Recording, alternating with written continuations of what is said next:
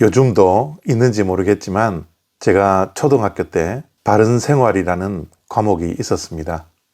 그 과목에서는 웃 어른들에게 어떻게 인사를 하고 존댓말을 쓸 것인가, 또 식사할 때 소리를 내지 말라, 그리고 남들에게 막말을 하지 말라, 그러한 도덕, 윤리, 예의범절에 관한 과목이었다라는 것을 아직도 기억하고 있습니다.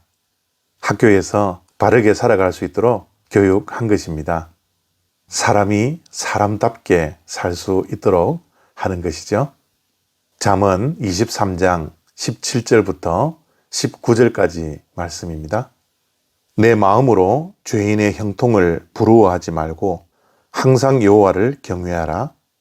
정령이 내 장래가 있겠고 내 소망이 끊어지지 아니하리라. 내 아들아, 너는 듣고 지혜를 얻어 내 마음을 바른 길로 인도할지니라. 아멘. 우리의 신앙생활에도 바른 신앙생활이 있습니다. 우리는 예수님을 믿는 믿음으로 우리의 믿음이 끝나지 않고 그 믿음을 바탕으로 해서 믿음 생활을 해야 합니다.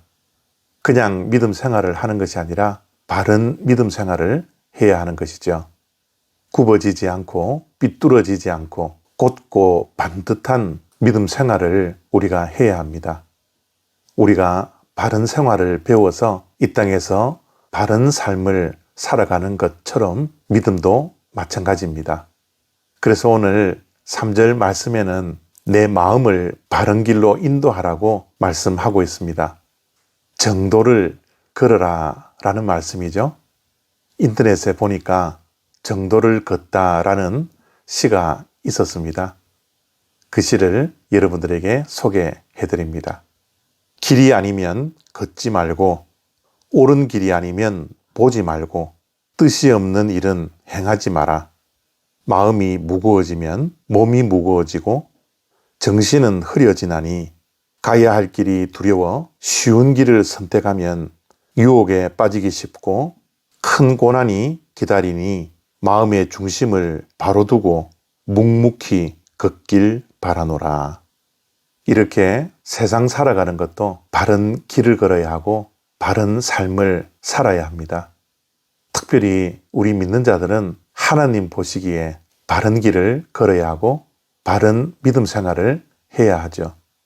그렇게 살기 위해서 우리는 지혜를 얻고 지혜자의 삶을 살아야 합니다. 우리가 어떤 지혜를 얻어야 합니까?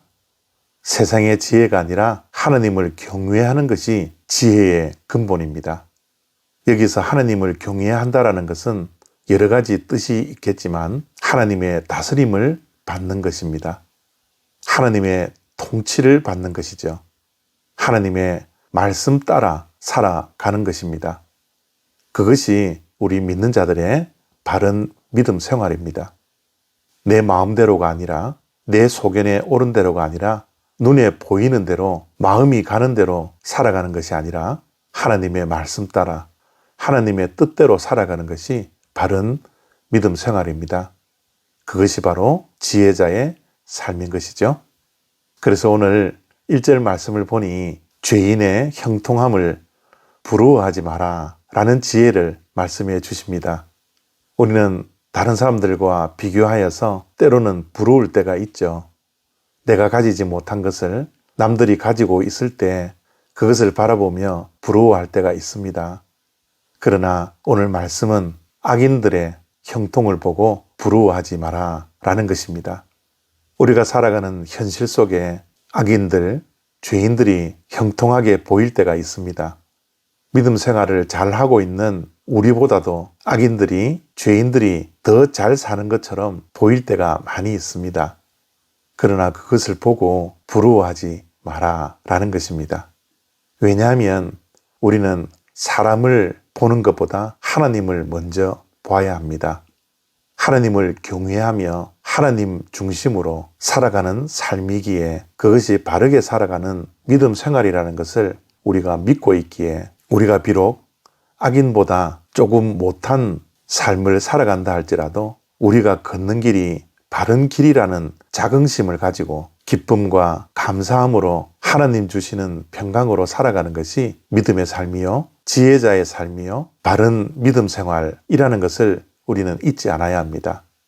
우리가 세상을 부러워하는 것이 아니라, 악인들의 잘 되는 것을 부러워하는 것이 아니라, 오히려 이 땅에서 조금 불편하게 산다 할지라도 하나님의 말씀대로, 하나님의 뜻대로 살아가는 바른 믿음 생활을 살아가는 우리를 보면서 세상이 우리를 부러워할 수 있어야 합니다. 그런 바른 믿음 생활을 할 수 있는 저와 여러분들이 되었으면 좋겠습니다. 오늘도 하나님을 경외하며 지혜자의 삶을 살 수 있는 저와 여러분 되어지기를 바랍니다. 감사합니다.